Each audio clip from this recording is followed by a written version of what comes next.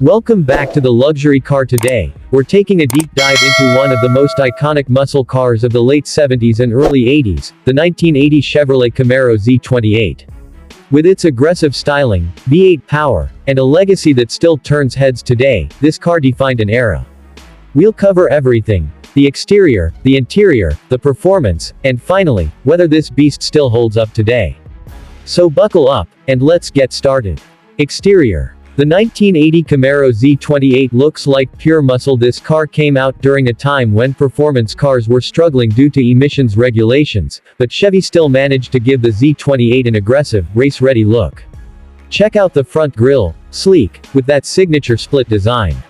The headlights are round, housed in a rectangular casing, giving it a mean stare. And then we have this bold hood scoop, functional.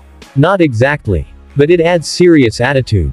Moving to the side, you'll see the Z28 decals running along the fenders, with optional color-coordinated stripes that scream 80s style.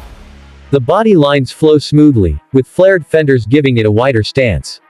And let's not forget these 15-inch 5-spoke turbine-style aluminum wheels, wrapped in Goodyear polysteel radial tires, ensuring both grip and style.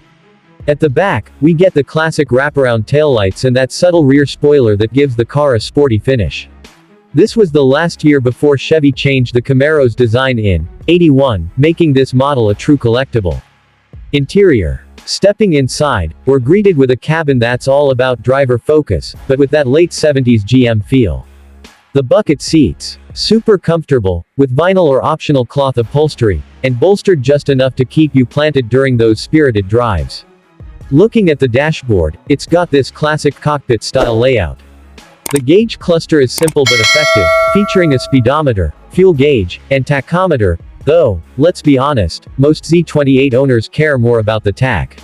The iconic 3-spoke steering wheel has a nice, thick grip, making it perfect for cruising or tearing up the road.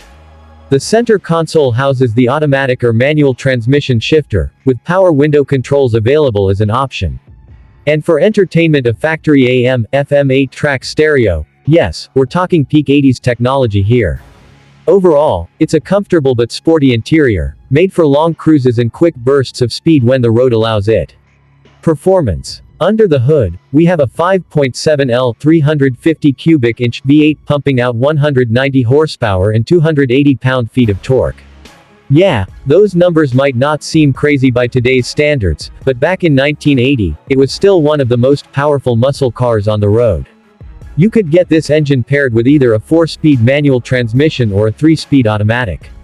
And while the horsepower figures were lower due to emissions regulations, Chevy made sure the Z28 still had a great torque curve for that classic muscle car feel.